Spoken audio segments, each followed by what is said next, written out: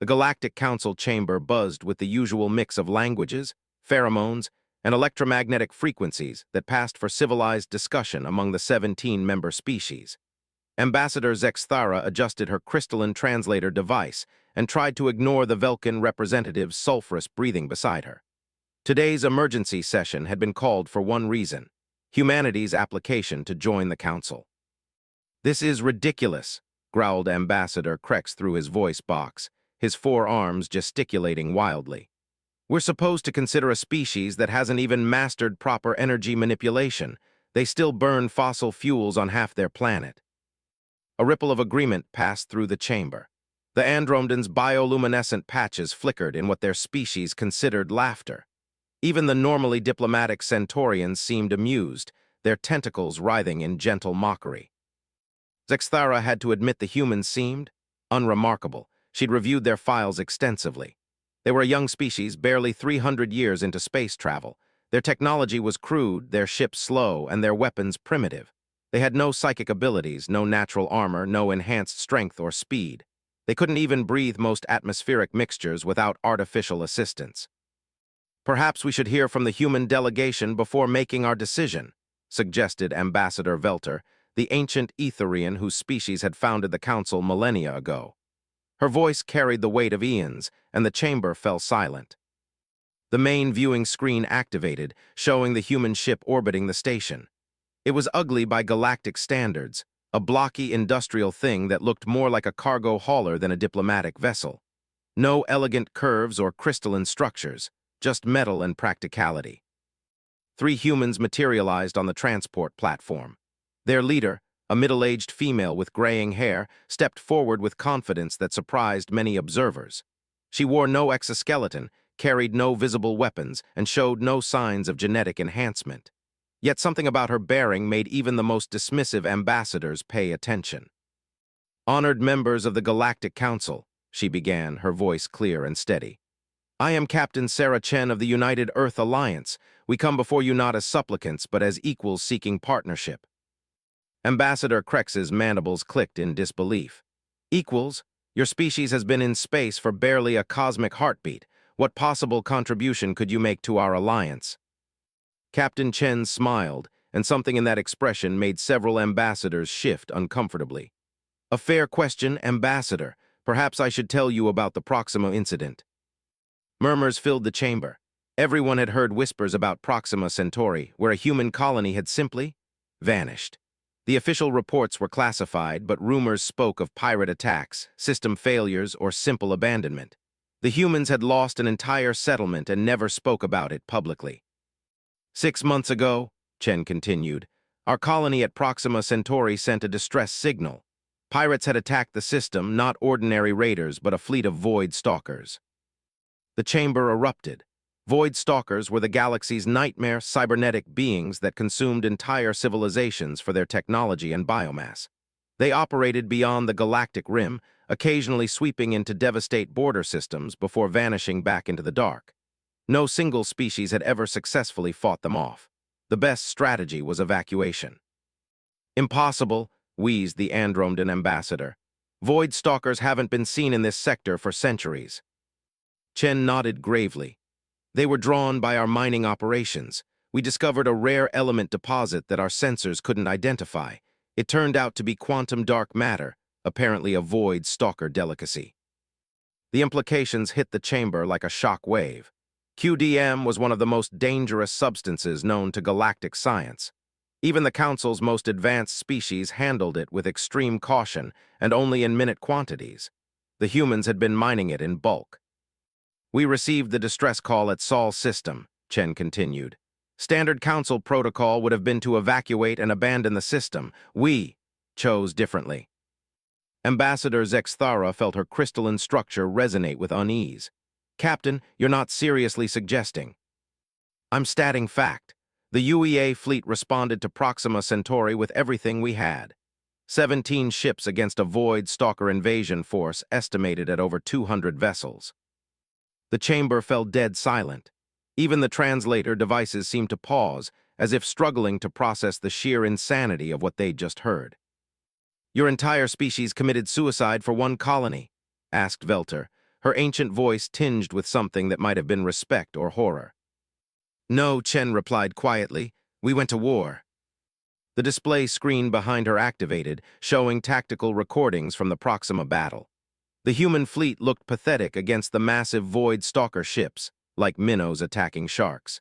Yet as the ambassadors watched, something extraordinary unfolded. The human ships moved with a coordination that defied explanation. They didn't engage in standard fleet formations or follow accepted tactical doctrine.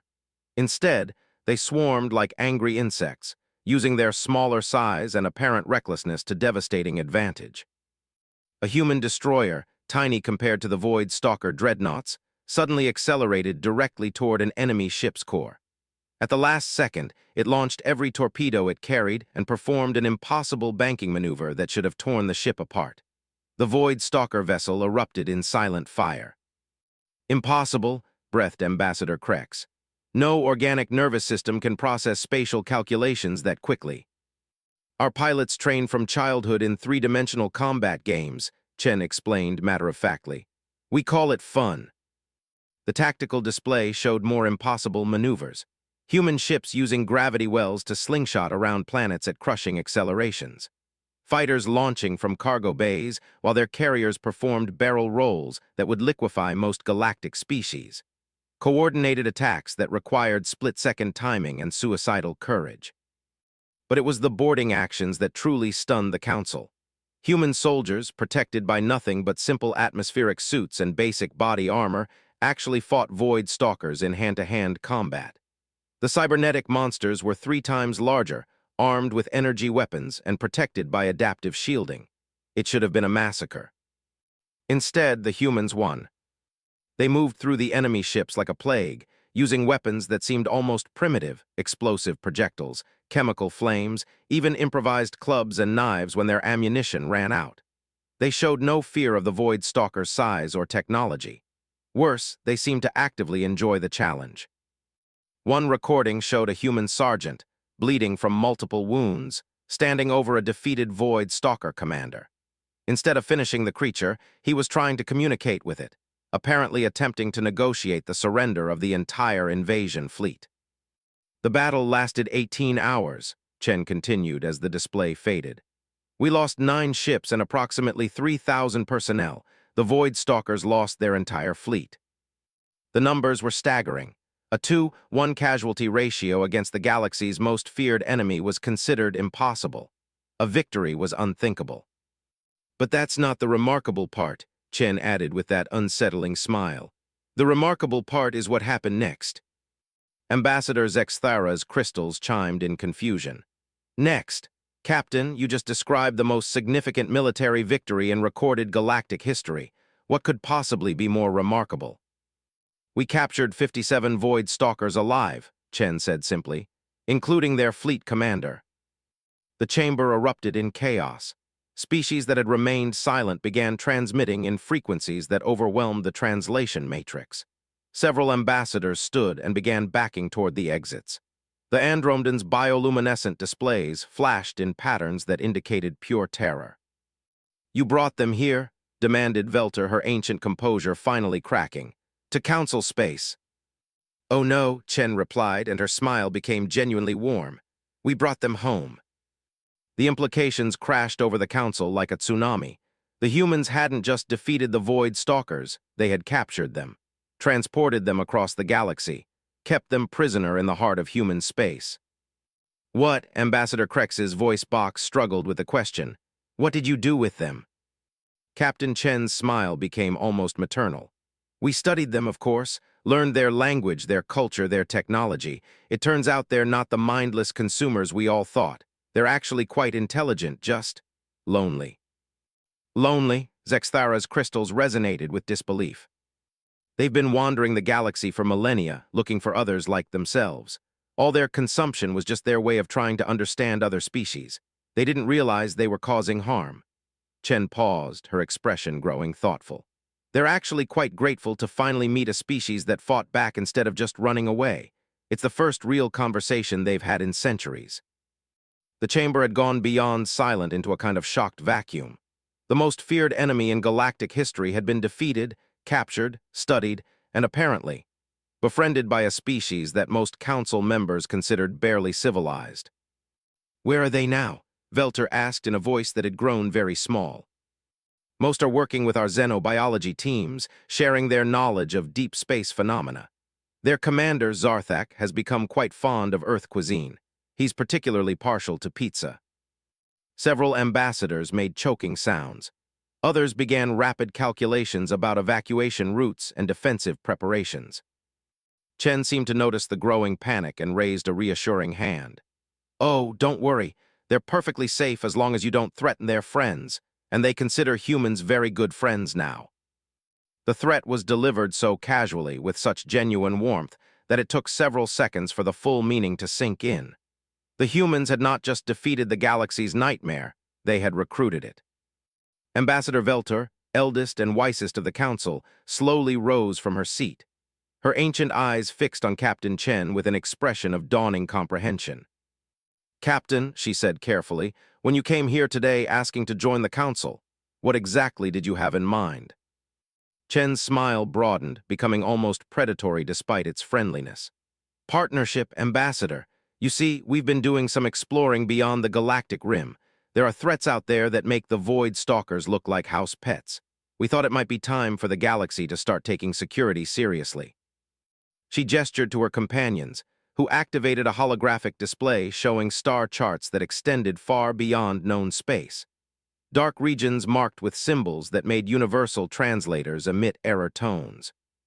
"We'd like to help," Chen said simply. "After all, this is our neighborhood too now." The silence that followed was profound. In the space of one presentation, humanity had gone from petitioning for membership to implicitly threatening the entire council. Yet somehow, the threat felt less like intimidation and more like protection. Ambassador Zexthara found herself reconsidering everything she thought she knew about threat assessment. Perhaps the question wasn't whether humanity was dangerous enough to deserve council membership.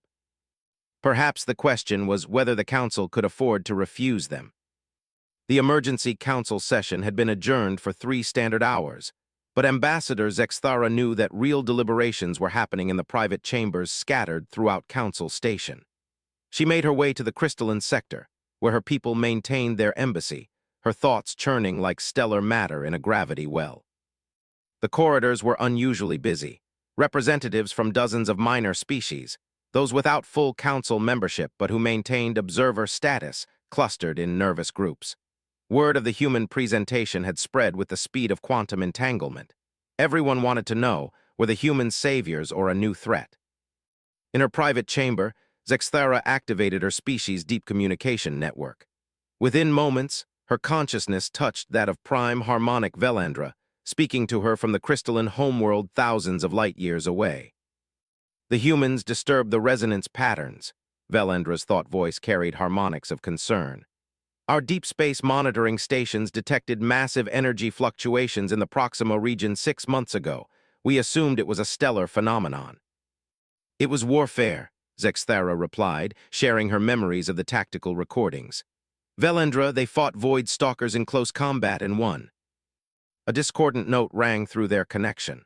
The crystalline had evolved as energy beings, inhabiting specially grown crystal matrices to interact with physical reality. They were incredibly advanced but utterly nonviolent. The idea of deliberately engaging in combat was as alien to them as eating rocks would be to most species. "Show me their ship specifications," Velandra requested. Zexthara transmitted the technical data she'd gathered. Human vessels were primitive by council standards, metal hulls instead of grown bioarmor, chemical rockets instead of gravity manipulation, kinetic weapons instead of energy projection. Yet the tactical recordings showed these crude ships performing maneuvers that should have been impossible. "Their technology isn't advanced," Velandro observed, "but their application of it is unprecedented. Look at these acceleration readings." The data was staggering. Human ships routinely pulled gravities that would turn most galactic species into paste. Even with their primitive inertial compensation, the forces involved should have been lethal. "How do they survive those stresses?" Zexthara wondered. "Perhaps," came a new voice in their network, "we should ask them directly." Both crystalline ambassadors recoiled as a third consciousness joined their supposedly secure connection. The thought patterns were unlike anything in their experience, chaotic, rapid-fire, and utterly fearless. "Apologies for the intrusion," the mental voice continued with casual politeness. "Captain Chen asked me to establish communication with all council species. Your people's crystalline matrix network is actually quite elegant, reminds me of some quantum processing arrays we've been developing." What are you?" Velendra's harmonic patterns spiked with alarm. "Lieutenant Sarah Kim, UEA Intelligence Corps. I'm what your people might call a psionic specialist, though we just say I'm good with computers and alien tech." The mental voice carried undertones of amusement. "Don't worry, I'm not reading your private thoughts, just establishing a communication link. We find direct contact prevents misunderstandings." Zexthara struggled to process the implications. Humans weren't supposed to have psychic abilities. Every species assessment had confirmed they were purely physical beings with no mental projection capabilities. "How is this possible?" she asked. "Oh, we don't have natural psionic abilities," Kim replied cheerfully. "I've got about 12 different cybernetic implants and a quantum processor array grafted to my cerebral cortex. Took 3 years of surgery and therapy to make it work without killing me. Totally worth it, though. You should see what I can do to void stalker command networks." The casual mention of voluntary brain surgery to gain psychic powers sent both crystalline into harmonic shock. Their species had spent millions of years evolving their consciousness-sharing abilities naturally. The humans had simply built them. That's impossible," Velendra whispered through their connection. "Artificial psionic enhancement has been attempted by dozens of species. The neural damage is always fatal." "Well, yeah," Kim agreed. "It kills about 60% of the candidates, but the ones who survive become really effective at breaking into alien computer systems. Wanna see?" Before either crystalline could object, their awareness was suddenly flooded with data streams from across Council Station. Security feeds, private communications, classified military assessments, all flowing through Kim's enhanced consciousness as if she were casually browsing a library. "Kim," another human voice cut through the connection. "Stop showing off and get back to the briefing." "Sorry, Captain Chen, just making friends." The unauthorized data streams cut off instantly. "Nice talking with you both. We'll probably be working together soon." The connection terminated, leaving both crystalline in stunned silence. "Zexthara," Velendra finally managed. "I believe we need to reconsider our assessment of human capabilities." Meanwhile, in the Council's private deliberation chambers, the real debate was beginning. The major species representatives had gathered in a secure room that blocked all electromagnetic signals and psychic intrusion, or at least was supposed to. Ambassador Krex paced frantically, his 4 arms gesticulating wildly.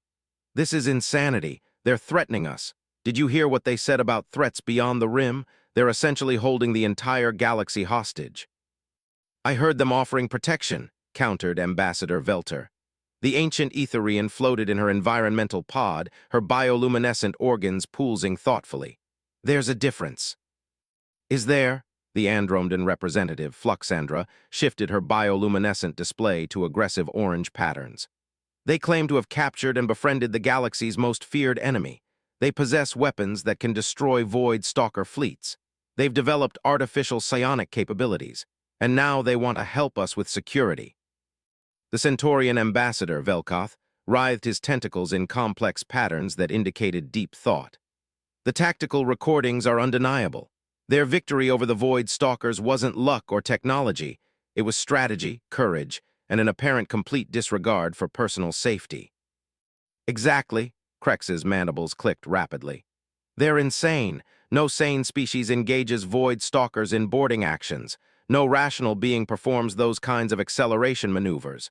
They're not just dangerous, they're unpredictable." Ambassador Velter's ancient eyes fixed on each speaker in turn. "Fear is clouding your judgment. Yes, they're dangerous. Yes, they're unpredictable. But consider this, in 600 years of Void Stalker incursions, our best response has been evacuation and hiding. The humans didn't just defeat them, they made allies of them." The chamber fell silent as the implications sank in.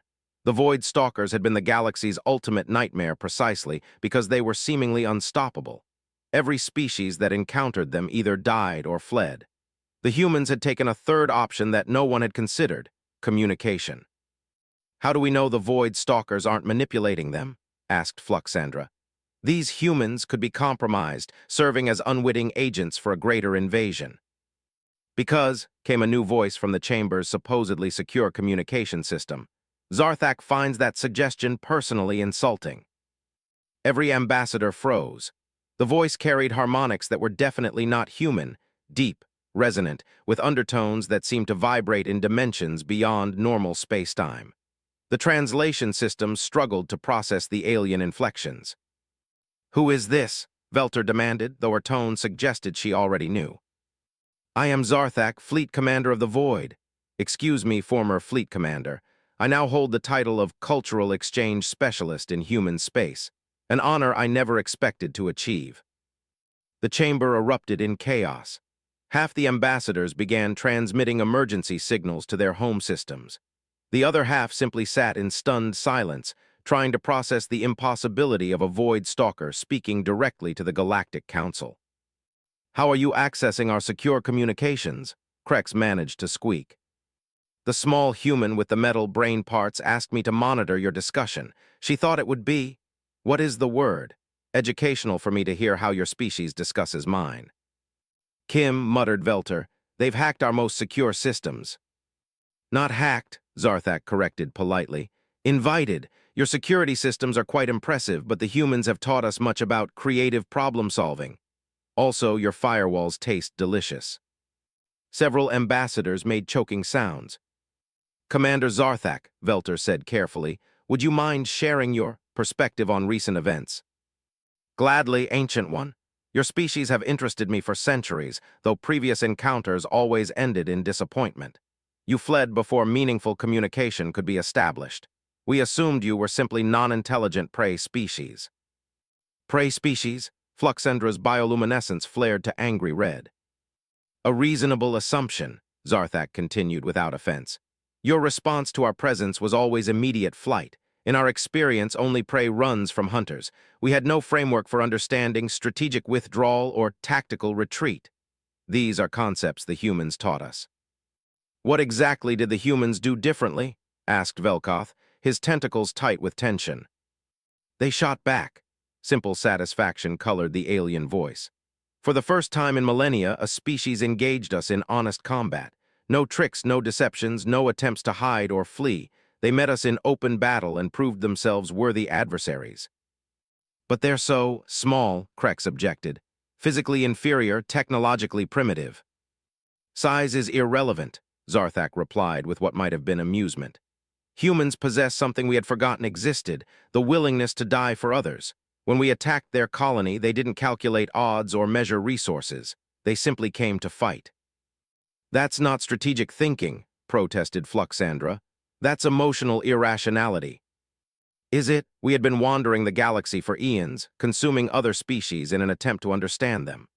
The humans showed us that understanding comes not from consumption, but from conflict and cooperation.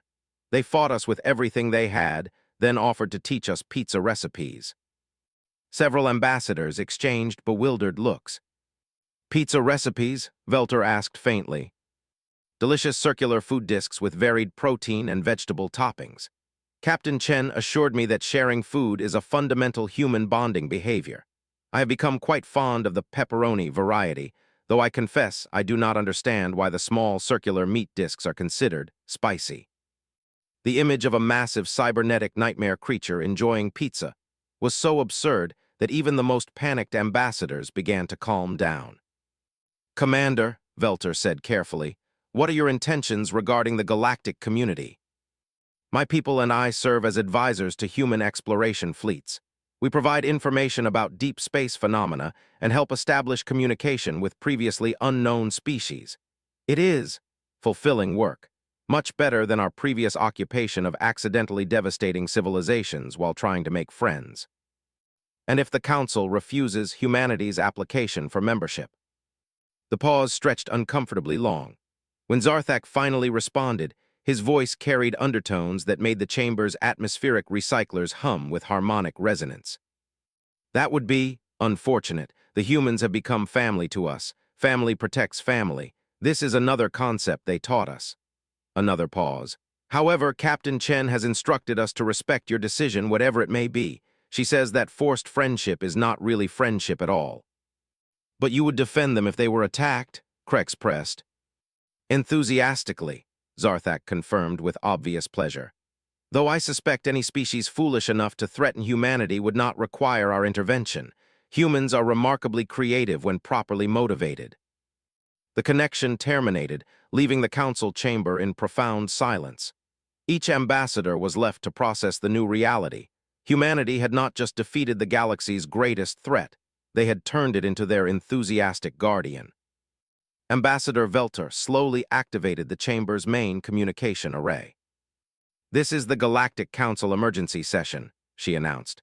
"We call for an immediate full assembly. All member species, all observer nations, all independent systems. It appears we have a new paradigm to consider." As alerts went out across the galaxy, one thought echoed in every ambassador's mind. The universe had just become a much more interesting place. The full Galactic Council Assembly had never been called on emergency protocols. In the Chamber's 3,000-year history, every major decision had been made through careful deliberation, extended debate, and gradual consensus building. Today, representatives from 47 species gathered in panic, confusion, and unprecedented haste. Council Station's main assembly hall stretched across nearly a full kilometer, with environmental sections customized for each member species. Crystalline beings floated in energy matrices, aquatic species swam in pressurized water columns, and gas giant dwellers drifted in specialized atmospheric containment fields.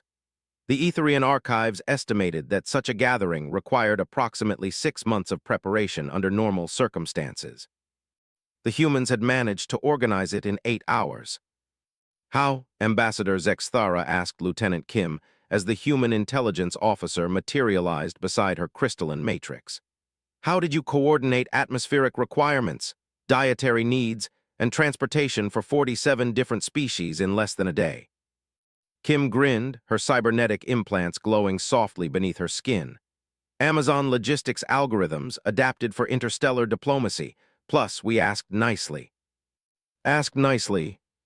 "Well, Zarthak and his people helped.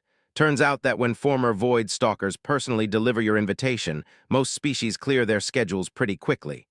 Kim's expression grew thoughtful. "Though we had to stop Zarthak from helpfully offering to escort anyone who seemed reluctant." The assembly hall buzzed with nervous energy as the last delegations arrived. Many species had never been in the same space together, some due to environmental incompatibilities, others due to ancient grudges or communication barriers. Yet somehow, they were all here. Captain Chen stood at the central podium, looking remarkably calm for someone who had potentially triggered the greatest diplomatic crisis in galactic history. Her small human delegation seemed almost absurdly outnumbered by the massive alien assemblage surrounding them. "Honored representatives," Chen began, her voice carried by translation systems to every corner of the vast chamber. "Thank you for responding so quickly to our invitation."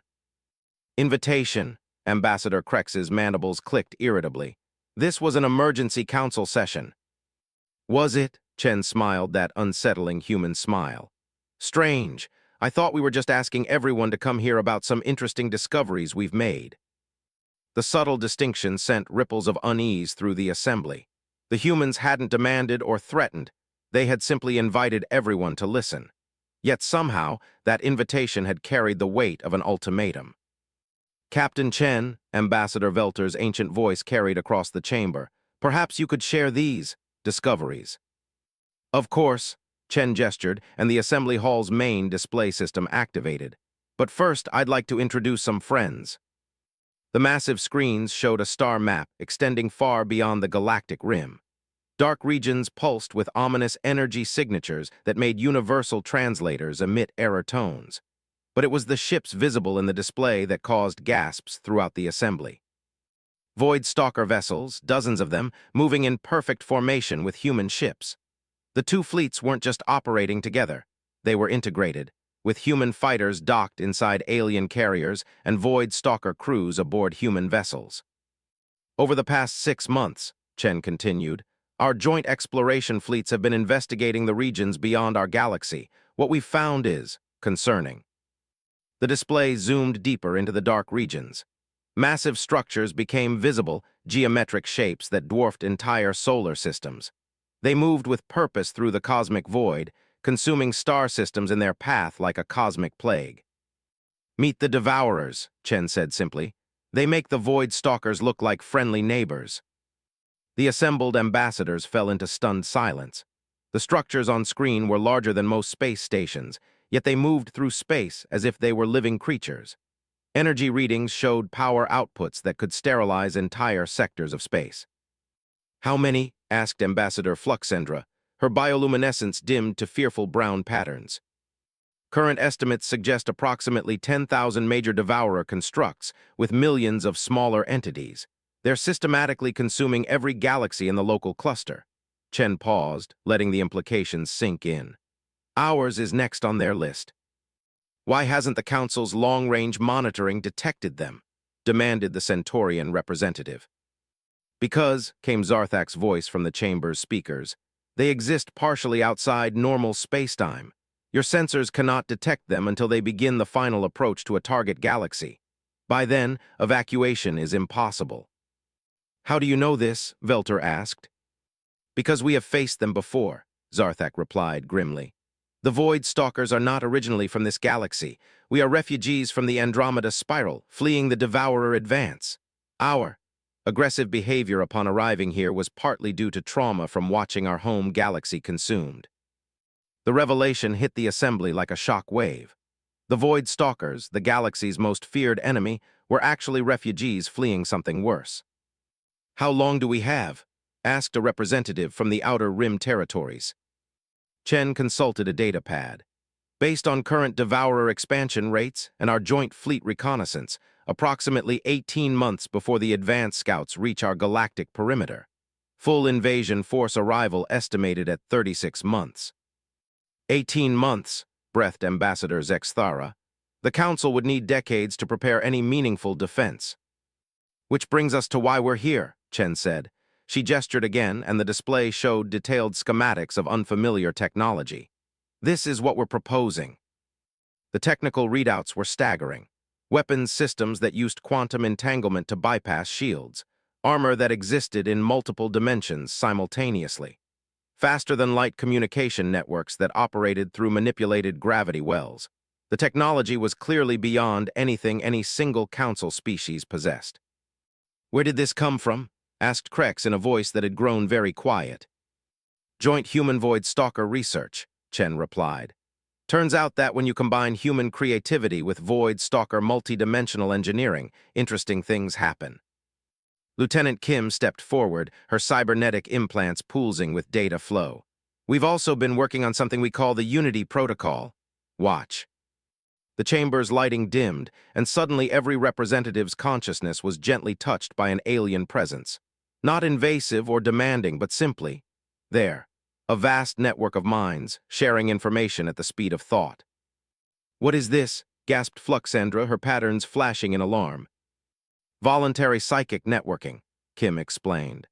"We've created a system that allows instantaneous communication and data sharing between any willing participants, regardless of species or natural psychic abilities." "Impossible," protested the crystalline ambassador. "Psionic networks require genetic compatibility." "Not if you approach the problem from an engineering perspective instead of a biological one," Kim replied cheerfully. "Turns out consciousness is just information processing, and humans are really good at processing information in creative ways." The implications were staggering. Instead of the slow, cumbersome translation and communication systems currently used by the Council, species could share thoughts, emotions, and knowledge directly. Decision-making that normally took months could happen in minutes. "The catch," Chen continued, "is that this technology requires complete cooperation and trust between species. No hidden agendas, no classified information, no secret military preparations. Full transparency." "You're asking us to share everything," Velter observed. "All our knowledge, all our capabilities, all our secrets." "We're offering to share everything," Chen corrected. "Look." The Unity network suddenly flooded with information. Every aspect of human technology, military capability, industrial capacity, and scientific knowledge became available to every mind in the network. The assembled ambassadors found themselves with instant access to human databases that contained detailed specifications for their Void Stalker victory, their cybernetic enhancement procedures, their artificial intelligence systems, even their pizza recipes. The trust implicit in the gesture was overwhelming. The humans were literally sharing everything they had, holding nothing back. They were making themselves completely vulnerable to every species in the galaxy. Why? Zexthera asked, her crystalline matrix resonating with confused harmonics. Why would you reveal everything? We could use this knowledge against you. Chen's smile became genuinely warm. Because that's how you build a real alliance, not through threats or negotiations or careful diplomacy, but through trust and shared purpose. And if we refuse? Asked Krex. Then you refuse, Chen replied with a shrug. We'll continue preparing for the Devourer invasion with whoever wants to help. The Unity Protocol is completely voluntary. But without full participation, the defense will fail, Zarthak's voice added. The Devourers cannot be defeated by individual species acting alone. They consume entire civilizations precisely because their victims cannot coordinate effectively. The assembly fell silent as every representative processed the choice before them. Join humanity's radical alliance and share everything, or face the Devourers alone. Ambassador Velter finally spoke. Captain Chen, this Unity Protocol, does it work both ways? Will humans have access to all our knowledge and capabilities as well? Absolutely, Chen confirmed. That's the point. Humans alone can't stop the Devourers, neither can the Void Stalkers or the Council or any single group, but all of us together sharing everything we know might actually have a chance. You're asking us to fundamentally change how galactic civilization operates, observed Fluxandra. We're asking you to survive, Chen replied simply. The old way of doing things, separate species, separate governments, separate militaries, won't work against an extinction-level threat. We need something new. A young representative from one of the minor species suddenly spoke up. Show us what Unity actually looks like. Chen nodded to Kim, who expanded the Unity network. Suddenly, every consciousness in the chamber was connected not just to human knowledge, but to each other. For the first time in galactic history, 47 different species experienced true communication. The crystalline shared their understanding of energy manipulation. The Centaurians offered their mastery of gravity fields. The Andromedans contributed their bioluminescent computational systems. Even the normally secretive Etherians opened their ancient archives. But it was the humans who provided the framework that made it all work. The algorithms, the networking protocols, and the simple radical idea that cooperation might be more powerful than competition. In that moment of perfect unity, every representative understood what was possible. They could feel the potential of their combined knowledge, the power of their shared capabilities. For just a few seconds, they experienced what it would be like to face the universe as one people instead of 47 separate species. Then Kim gently disconnected the network, leaving everyone with the memory of what they had briefly shared. That, Chen said quietly, is what we're offering. Not human leadership or human dominance, but human partnership, equal voices in a truly unified defense. The silence that followed was pregnant with possibility. Ambassador Velter slowly rose from her environmental pod, her ancient eyes reflecting depths of wisdom accumulated over millennia. I believe, she said carefully, that we need to vote. The vote that would reshape galactic civilization was unlike any in Council history. Instead of the traditional process of lengthy debate followed by formal balloting, the representatives found themselves able to share their concerns, hopes, and fears directly through the temporary Unity network connections that Kim maintained. Ambassador Krex's forearms gestured frantically as he processed streams of information from dozens of species simultaneously. This is madness. We're abandoning millions of years of established protocol for an untested theory proposed by a species that's barely achieved interstellar flight. Are we? Replied Velkoth, his tentacles weaving complex patterns of consideration. Through the network, every representative could feel the Centaurians' deep analysis of the tactical data. Or are we finally addressing the fundamental weakness that has plagued galactic civilization since its founding? The weakness was becoming clear to everyone connected to the network. For millennia, the Council had operated on a system of careful balance, species sharing just enough information to maintain trade and prevent wars, but always holding back their most advanced knowledge and capabilities. It had created stability, but also stagnation. The devourer threat requires a response that none of us can mount individually, observed Ambassador Fluxandra, her bioluminescence cycling through analytical orange patterns. Even our combined traditional forces would be insufficient. Through the network, she shared the Andromedan military assessment. Their species had the most advanced fleet in Council space, yet their projections showed complete defeat against even a small devourer advance force. The math was unforgiving. But the risks of full integration, protested the representative from Rigel Prime. We would lose our autonomy, our unique cultural identities. Would we? Captain Chen's voice carried gentle challenge. Look at Zarthak and his people. They've maintained their cultural identity while joining our alliance. They're still recognizably Void Stalkers. They've just become friendly Void Stalkers. The pizza helps, Zarthak's voice added with unmistakable amusement. Cultural exchange does not require cultural abandonment. We have learned much from human customs while teaching them our own methods of multidimensional engineering. Lieutenant Kim expanded the network to include detailed files on human-Void Stalker collaboration. The assembled ambassadors could see joint research stations where cybernetic aliens worked alongside human scientists, sharing knowledge while maintaining their distinct perspectives and traditions. Integration, not assimilation, Chen clarified. Every species brings unique strengths to the alliance. Humans contribute adaptability and innovation. Void Stalkers offer multidimensional technology. The crystalline possess unparalleled energy manipulation. Centaurians understand gravity in ways others cannot. Ambassador Zexthara felt her crystal matrix resonate with new harmonics as she processed the implications. You're proposing to turn our greatest differences into our greatest strengths. Exactly, diversity of thought unified by purpose. The debate continued, but gradually, something unprecedented began to happen. Instead of the traditional adversarial approach where each species defended their position against others, the Unity Network allowed true collaborative analysis.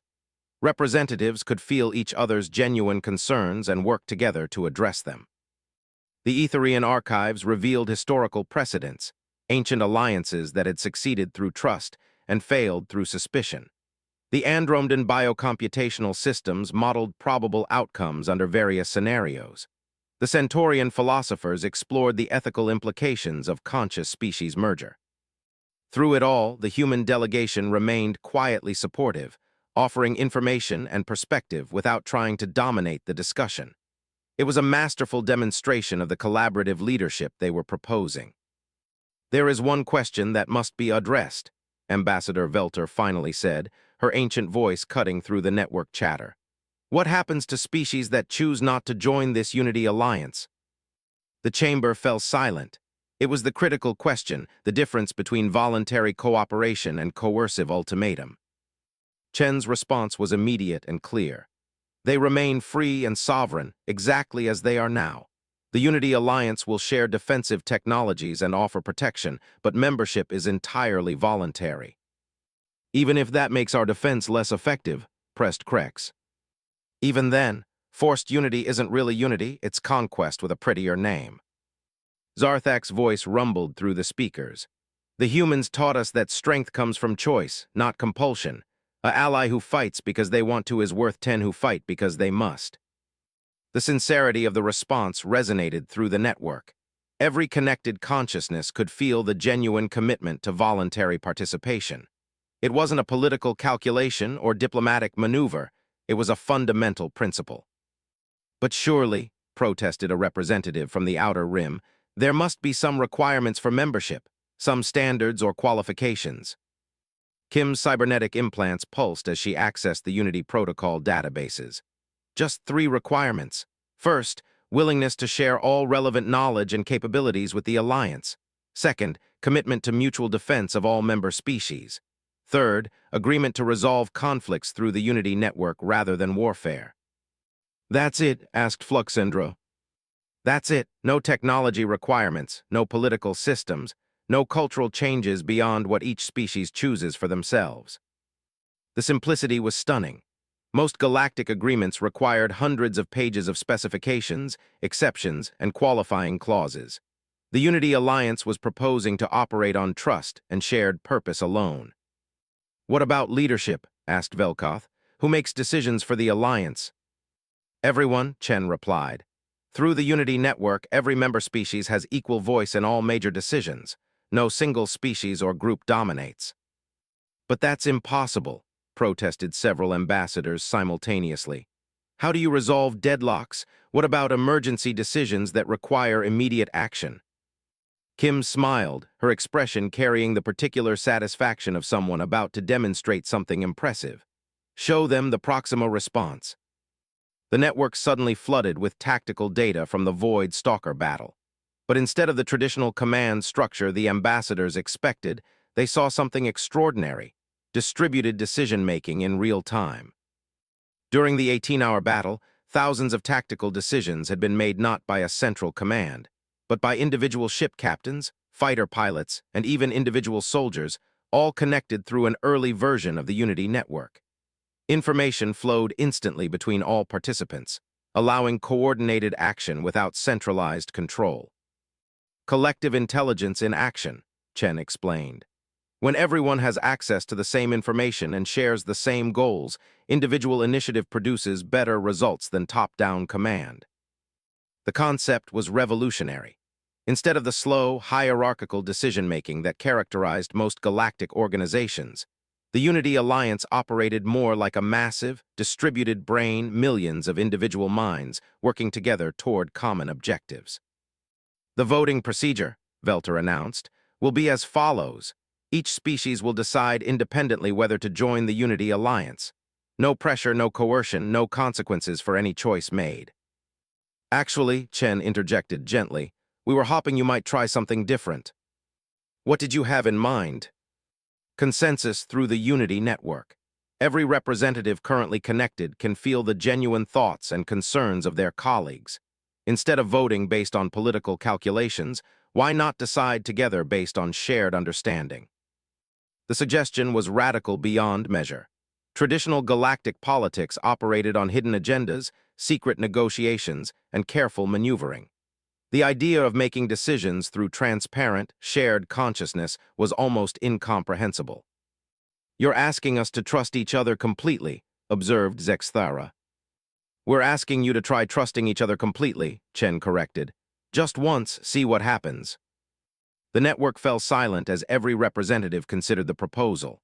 Through their connections, they could feel each other's uncertainty, hope, fear, and curiosity.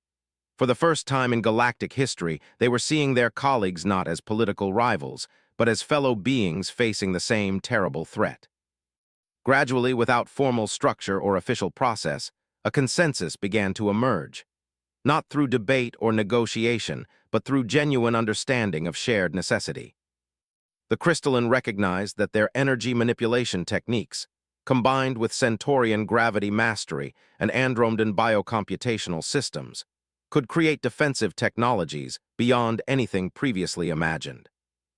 The Etherians realized that their ancient archives, merged with human innovation and Void Stalker multidimensional engineering, could unlock secrets of space-time manipulation that had been theoretical for millennia.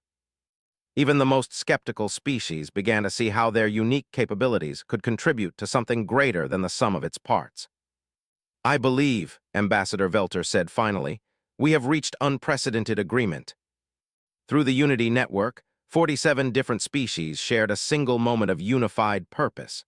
For the first time in galactic history, they weren't 47 separate civilizations trying to coexist. They were one people preparing to defend their home.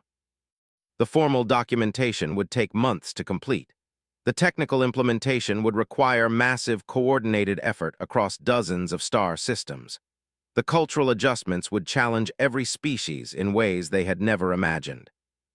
But in that moment, as the Unity network hummed with shared determination, everyone present knew that the galaxy had just changed forever. "Welcome to the Unity Alliance," Captain Chen said simply. "Let's save the galaxy." The applause that followed was unlike anything the council chamber had ever heard. 47 different species expressing approval in their own ways. yet somehow creating a harmony that transcended any single tradition. Outside the chamber's massive viewports, the stars looked exactly the same, but everything else had changed. The galaxy was no longer a collection of separate civilizations hopping to avoid conflict. It was one people preparing for war. 18 months later, the transformed galaxy bore little resemblance to the fractured collection of species that had once comprised the Galactic Council. The Unity Alliance had grown from 47 founding members to over 300 species, including many that had never before participated in galactic civilization. Admiral Sarah Chen stood on the command deck of the Unity Station, a massive construct that defied every previous convention of space architecture. Crystalline energy matrices grew seamlessly into void stalker multidimensional engineering, while Centaurian gravity manipulators supported Andromedan biocomputational cores. The station existed partially in normal space and partially in dimensions that most species couldn't even perceive, yet somehow it all worked together. "Devourer advanced scouts detected at galactic perimeter," announced Lieutenant Kim, her consciousness now permanently linked to the Unity Network's central processing core. Her cybernetic enhancements had evolved beyond recognition, incorporating technologies from dozens of species. Estimated arrival time, 6 hours. Around the command center, representatives from every major species worked together in perfect coordination. The scene would have been impossible to imagine 2 years earlier. Void stalkers operating alongside crystalline energy specialists. Andromedan bioforms interfacing directly with Etherian archive systems. Humans coordinating multidimensional calculations with species whose names had no translations. "Fleet status," Chen requested.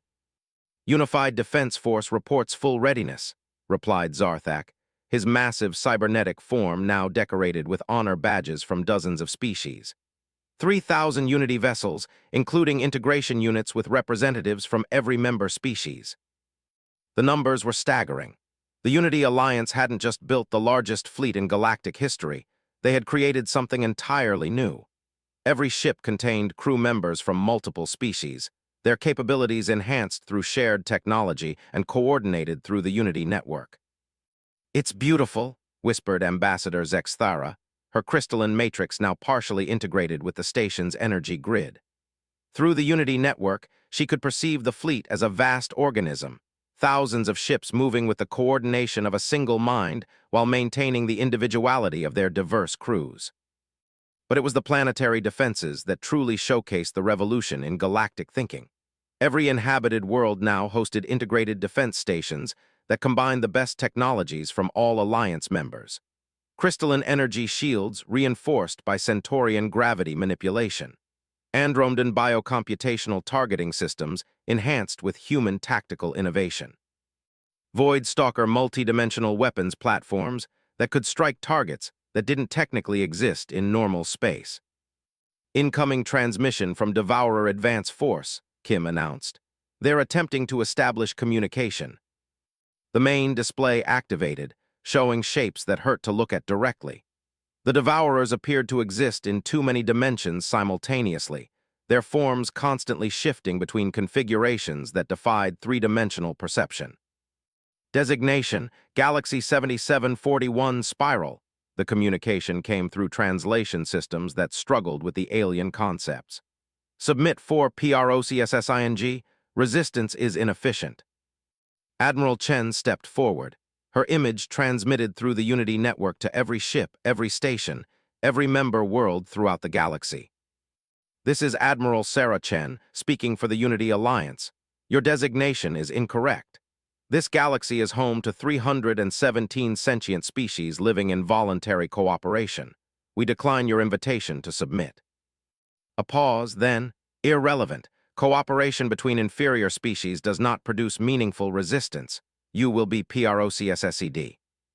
"Actually," Chen replied with that particular human smile that had become famous throughout the galaxy, "we were hoping you'd say that. We've been preparing a demonstration." The Unity network hummed with coordinated activity as the galaxy's greatest minds focused on a single objective. Through connections that spanned thousands of light years, 300 species shared their knowledge, their capabilities, and their determination. What happened next had never been attempted before. The entire galaxy became a weapon. Crystalline energy matrices on a million worlds began resonating in perfect harmony. Centaurian gravity manipulators created focused distortions in spacetime that reached across star systems. Andromedan biocomputational networks calculated targeting solutions for weapons that existed in multiple dimensions simultaneously. And humans provided the coordination, the tactical thinking, and the sheer stubborn refusal to accept defeat that made it all work together. The Devourer Advance Force, massive constructs that had consumed entire civilizations, suddenly found themselves facing something unprecedented: coordinated resistance from an entire galaxy. Energy beams that existed in 17 different dimensions struck targets that were hiding in parallel realities. Gravity weapons reached across interstellar distances to crush ships that thought they were safely beyond weapon range. But it was the Unity network itself that proved to be the most devastating weapon. The Devourers had evolved to fight individual species, consuming their knowledge and capabilities one at a time. They had no defense against a coordinated assault by hundreds of different forms of consciousness working in perfect synchronization. Impossible. The Devourer communication carried overtones of what might have been confusion. Unified species cooperation beyond optimization PARAMETRS. You've been eating civilizations one at a time for millions of years, Chen replied. You've never faced a galaxy that decided to fight back as a family. The battle lasted exactly 47 minutes. When it was over, the Devourer Advance Force had been completely destroyed, and their main fleet was retreating toward intergalactic space at maximum speed. Should we pursue? Asked Zarthak, his voice carrying eager anticipation for continued combat. No, Chen replied firmly. We've made our point. They know this galaxy is defended. That's enough. Through the Unity network, every consciousness in the galaxy shared the moment of victory. 300 species, trillions of individual beings, all experiencing the same triumph together. It was the first time in galactic history that such unity had been achieved. Admiral, asked Kim, incoming transmission from the Devourer retreat fleet. The display reactivated, showing the same incomprehensible forms, but their communication patterns had changed. Where before there had been mechanical certainty, now there seemed to be something resembling curiosity. Request, communication regarding defensive coordination PROTOCOLS. Chen blinked in surprise. Are you asking how we organized our defense? Affirmative, unified species cooperation beyond understanding. Explanation REQESTED. For a moment, the Unity network buzzed with confused discussion. The Devourers, who had consumed countless civilizations, were asking for lessons in cooperation. Why do you want to know? Chen asked. Devourer Collective has consumed knowledge from millions of species. Cooperation ALGORITHMS always result in fragmentation and conflict. Your coordination PARAMETRS unknown. Slowly, a new understanding began to dawn. The Devourers weren't malevolent conquerors. They were a failed attempt at galactic unity. They had been trying to achieve what the Unity Alliance had accomplished, but their method was consumption rather than cooperation. You've been trying to unite the galaxy, Chen said with dawning comprehension. You just chose the wrong approach. Consumption ENSURES preservation of knowledge. Cooperation RESULTS in knowledge loss through conflict. Not if you do it right, Chen replied. She gestured to Kim, who opened a communication channel that connected the Devourers directly to the Unity network. For the first time in their existence, the Devourers experienced voluntary information sharing.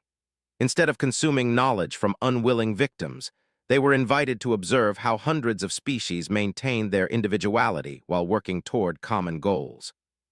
The experience lasted only seconds before the Devourers broke the connection, their forms writhing with what appeared to be shock. Coordination without consumption, knowledge preservation through voluntary SHARING, PARAMETRS, acceptable. Would you like to learn more? Chen offered. We could teach you, show you how cooperation works. Warning, Devourer main fleet APPROACHES. Consumption PROTOCOLS remain active. Then teach them what you've learned, Chen suggested. Show them there's another way. The pause that followed stretched across light minutes as the Devourer Advance survivors transmitted to their main fleet. Through the Unity network, every consciousness in the galaxy waited to see whether the greatest threat in cosmic history could learn to become something else. Decision: devour a collective requests instruction in cooperation protocols. The celebration that erupted throughout the galaxy was unprecedented. Every world, every station, every ship burst into spontaneous displays of joy as the realization sank in. Not only had they defeated the Devourers, they had converted them. This, observed Ambassador Velter, her ancient voice warm with wonder, is why the humans were worth waiting for. 6 months later, the first Devourer Unity joint research stations were operational. The massive entities, their forms now stable and comprehensible, worked alongside organic species to explore questions of consciousness, cooperation, and cosmic purpose. Their knowledge of intergalactic phenomena, combined with Unity Alliance innovation, opened possibilities that no single species had ever imagined. The galaxy that had once consisted of suspicious, competing civilizations had become something unprecedented. A truly unified community that spanned multiple dimensions and included forms of consciousness that ranged from organic biologicals to crystalline energy beings to multidimensional cybernetic collectives. Admiral Chen, now bearing the title First Speaker of the Unity Alliance, stood once again on the observation deck of Unity Station. Through the viewports, she could see construction beginning on the first intergalactic exploration vessels, joint projects that would carry the message of Unity beyond their home galaxy to civilizations they had yet to imagine. "What's next?" asked Zarthak, joining her at the viewport. His massive form was now comfortable and familiar rather than terrifying. "The universe," Chen replied simply. "If Unity works this well in one galaxy, imagine what we could accomplish in all of them." Through the Unity network, her words reached every consciousness in the Alliance. 318 species, including the reformed Devourers, shared the same moment of anticipation for adventures yet to come. Humanity had asked to join the Galactic Council as equals. Instead, they had transformed it into something far greater, a true family among the stars, united not by force or necessity, but by the simple recognition that cooperation was more powerful than conquest. The galaxy had questioned humanity's threat level and found their answer. Humans weren't dangerous because they were violent or aggressive. They were dangerous because they had an infectious belief in the possibility of unity and the stubborn determination to make that belief reality. And now that dangerous hope was spreading beyond the stars, carried by the most diverse and unified civilization the cosmos had ever seen.